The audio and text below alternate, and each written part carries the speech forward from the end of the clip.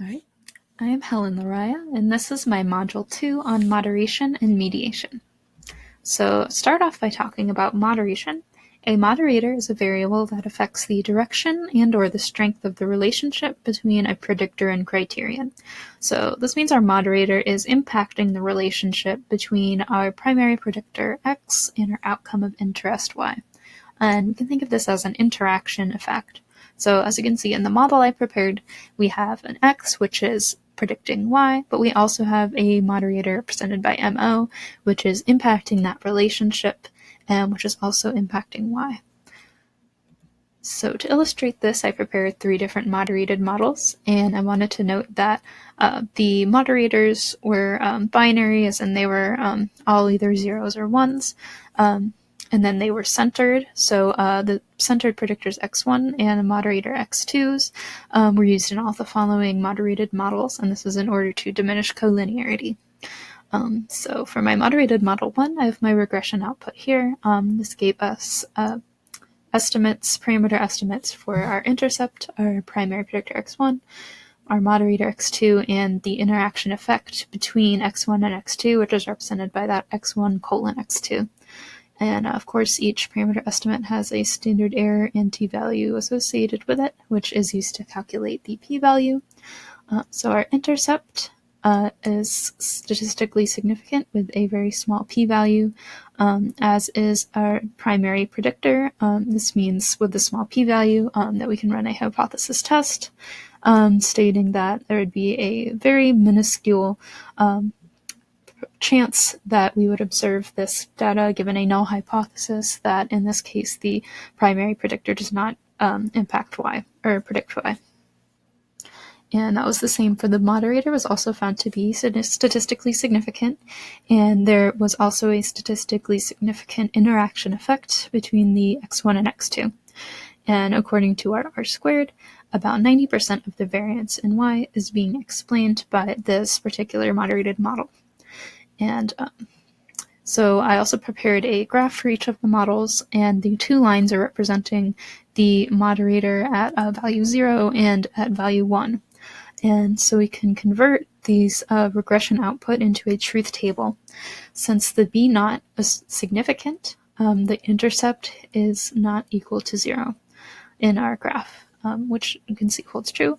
b1 was significant, which means that our slope is also not equal to 0, and b2 is significant, which means that there are 2 different intercepts. The lines have 2 different intercepts on my graph.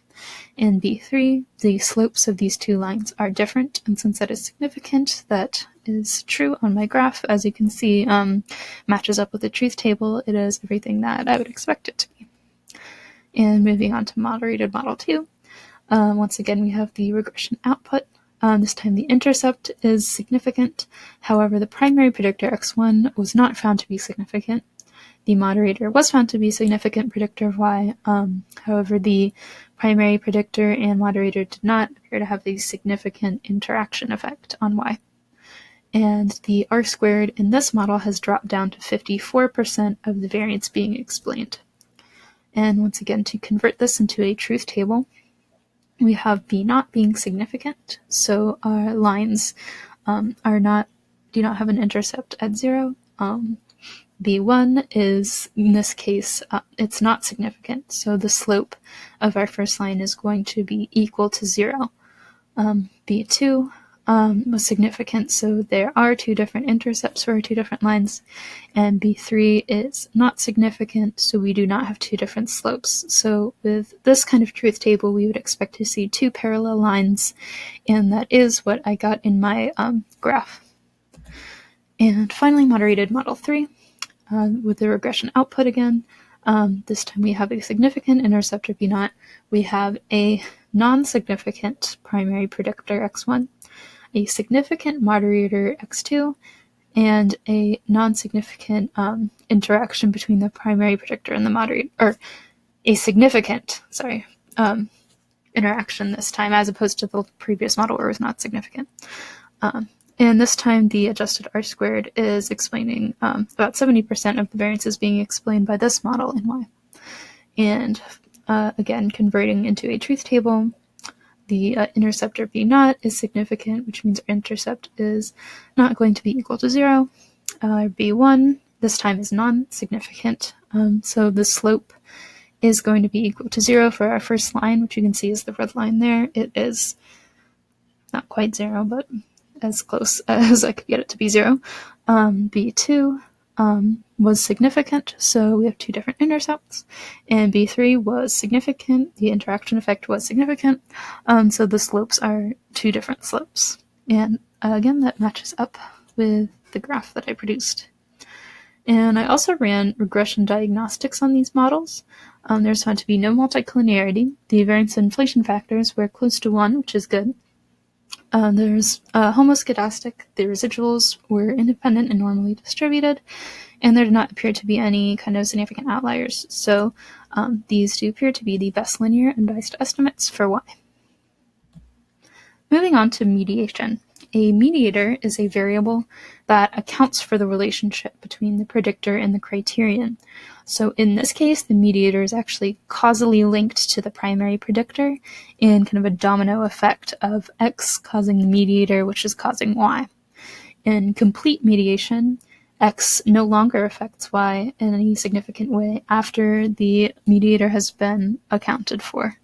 But in partial mediation, the relationship between x and y is diminished, but it is still significant when the mediator is added. And in this model, I referenced from Kenny, for just the x and y, which is the outline in the light gray outline here, we have x, which we refer to as the causal variable, which has a relationship with y, or the outcome. This is called C, or the total effect. But when we look at in terms of this entire mediated model, that is referred to C prime, or the direct effect of x on y. And in this full model, we also have x having a relationship with the mediator, and we call that A, and the mediator having we're predicting y, which is called B. And these letters are important because I'll refer to them in my testing my mediated models. So I tested the mediated models according to Barrett and Kenny. Step 1 is to test that parameter C, so that is testing whether or not x is predicting y, or outcome of interest. And according to the regression output, running a regression of x on y, it was found to be a significant predictor. Step 2, we test parameter A. So this is testing if x, our primary predictor, is predicting m, our mediator. So, and it was found to be significant, so x is a significant predictor of mediator in this model. And finally, step 3 is testing parameters B and C prime. So this is testing if our primary predictor x and our mediator m are predicting y. And in this case, they are both found to be significant. So here we fail to rule out mediation, and since both are significant, this is a partial mediation. And to further examine this, I ran the Sobel test, which, according to Preacher and Hayes, is a way in which we compute the ratio of that A times B parameters to its estimated standard error. However, it does assume normality of the sampling distribution, which is usually only true at very large sample sizes. So the Sobel test had some issues in that it's very sensitive to sample size, and we're more likely to commit type 2 error. However, I did run the Sobel test. We get what is basically a z-score of about 20, 21, and a p-value of 0. So the Sobel test shows us that the mediated model is significant. And then since the Sobel test has so many issues and controversy, a newer way of also looking at mediated models is through bootstrapping, which is described by Preacher and Hayes as taking many samples of a specified size with replacement from the original sample, and repeating this process at least 1,000 times per their suggestion. So that's what I did in my simulation. And unlike the Sobel test, bootstrapping does not assume normality. So in my bootstrapping results, you can see we have the ACME, which is the indirect effect, and we've got a confidence interval. And since 0 is not included in this interval, and their p-value is significant, there is a significant indirect effect. And same with the direct effect, which is called ADE. no zeros in the confidence interval, and a small p-value indicating that there's both a significant direct and indirect effect. And finally, one more mediated model, and I ran through the Barron and Kenny steps again. First, I tested parameter C and found that X was a significant predictor of Y. Then tested parameter A and found that X is a significant predictor of the mediator. And finally, tested parameters B and Z prime.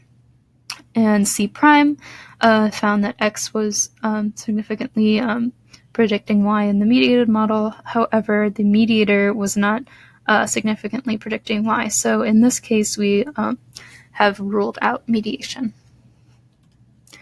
And then I ran regression diagnostics on these models as well. However, according to Kenny, multicollinearity is expected in mediated models. It's actually unavoidable because if X is predicting our mediator, they're going to be collinear. So unfortunately, we can't. We have to. It doesn't meet that Gauss-Markov assumption. And I examined this, and X and the mediator are collinear with a correlation of 0.7. And the variance inflation factor is higher than we'd like to see at almost 2. However, the other assumptions were met.